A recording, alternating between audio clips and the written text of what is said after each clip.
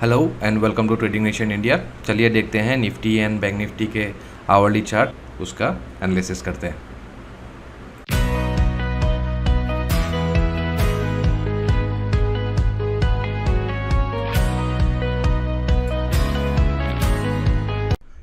तो अभी हम देख रहे हैं निफ्टी 50 का डेली के चार्ट पे। तो यहाँ पे अगर आप लोग बिहेवियर अगर देखें तो जस्ट प्रीवियस देखते हैं कि अप्रैल महीने से अभी निफ्टी में क्या चल रहा है।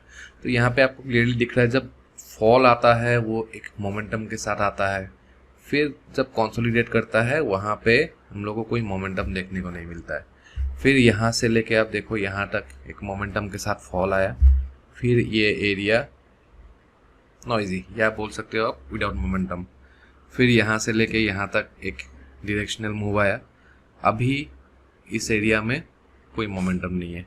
तो यहाँ पे अभी भी ये बोलना मुश्किल है कि मार्केट अभी पॉजिटिव है, ठीक है, क्योंकि ग्लोबल अगर हम लोग देखें FIS भी कंटिन्यूसली ऑन सेलिंग मोड ही है। बीच में एक आध बार देखा था कि वो बाइंग किया था, बट उसके बाद फिर से सेलिंग्स भी उन लोगों का कंटिन्यू हुआ है।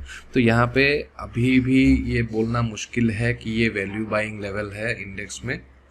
हो सकता है, बिल्कुल हो सकता है, बट मोमेंटम देख के अभी भी लग नहीं रहा है कि big players are interested to invest at this moment. यहाँ पे बहुत ही नॉइजी अपमूव हम लोग को देखने को मिल रहा है। तो इम्पोर्टेंट लेवल क्या होगा जिसके ऊपर हम लोग कुछ डिसाइड कर सके, ठीक है। सबसे पहला इम्पोर्टेंट लेवल तो यही है कि 16800, ठीक है, ये एक पूरे ट्रेंड का एक प्रीवियस हाई हम लोग कंसिडर कर सकते हैं कि प्राइस अगर 16800 के ऊपर क्लोजिंग होता है, होने के बाद कुछ कंसोलिडेट होके कुछ कंफर्मेशन अगर मिलता है कि सस्टेन होता है, एटलीस्ट 3-4 दिन अगर इसके ऊपर सस्टेन होता है, तब हम लोग कुछ सोच सकते हैं कि यहाँ से कुछ बाइंग अपॉर्चुनिटी हम लोग देखें। स्टॉक्स में भी बोलिए या इंडेक्स में भी कुछ स्विंग अपॉर्चुनिटी मिल सकता है, ठीक है।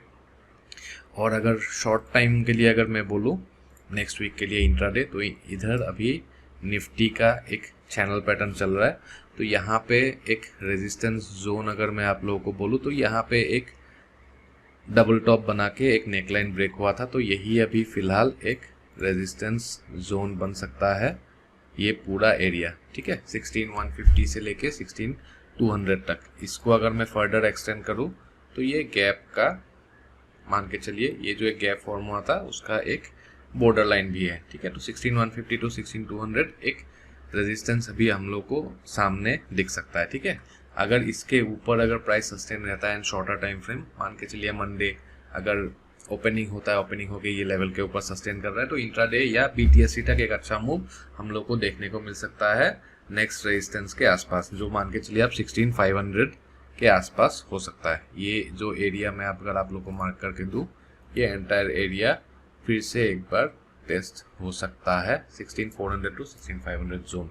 तो उसके लिए 16200 के ऊपर सस्टेन रहना ज़रूरी है।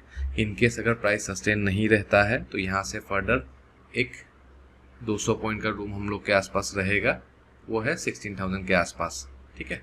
और शॉर्ट अपॉर्चुनिटी अगर आप लोग को ढूंढना है तो एक ट्रेंड लाइन आप लोग ड्रॉ करके रखिए। किसी भी वक्त अगर ये ट्रेंड लाइन कभी भी टूटता है तो वहाँ से एक शॉर्ट अपॉर्चुनिटी मिल सकता है, ठीक है। और मंडे के दिन अगर प्राइस 16000 के नीचे सस्टेन होता है तो 15940 एक लेवल है, 15940 के नीचे आप शॉर्ट अपॉर्चुनिटी ढूंढ सकते हैं, ठीक है। तो लेवल आप लोग के सामने क्लियर है। प्राइस अगर 16200 के ऊपर अगर सस्टेन रहता है, अनदर 200 टू 250 का एक रूम है, उसमें हम लोग वीकली पोजीशन कैरी भी कर सकते हैं अगर कुछ कंफर्मेशन मिलता है मंडे, ठीक है। और इन केस अगर 16200 के ऊपर सस्टेन नहीं रहता है तो हम लोग देखेंगे कुछ शॉर्ट अपॉर्चुनिटी हम लोग को उसी पॉइंट से मिलता है कि नहीं। अदरवाइज अगर मार्केट फ्लैट खुलता है तो 15940 के नीचे आप शॉर्ट अपॉर्चुनिटी ढूंढिए, ठीक है। सपोर्ट है 5900, रेजिस्टेंस है 16200, मतलब इस वीक के लिए हमारे पास अभी 300 पॉइंट्स का एक रूम है, ठीक है। Bank Nifty compare to Nifty थोड़ा वीक लग रहा है। तो अगर यहाँ पे मैं अगर आप लोग को बोलूँ सेलिंग अपॉर्चुनिटी, जैसे मैंने आप लोग को लास्ट वीक भी बोला था, तो ये एक लेवल टेस्ट हो सकता है 34400 टू 34500। तो मार्केट अगर इसके नीचे जाता है तो एक अच्छा शॉर्ट अपॉर्चुनिटी मिल सकता है, और ये एरिया भी टेस्ट हो सकता है 33800 टू 34000 का, ठीक है।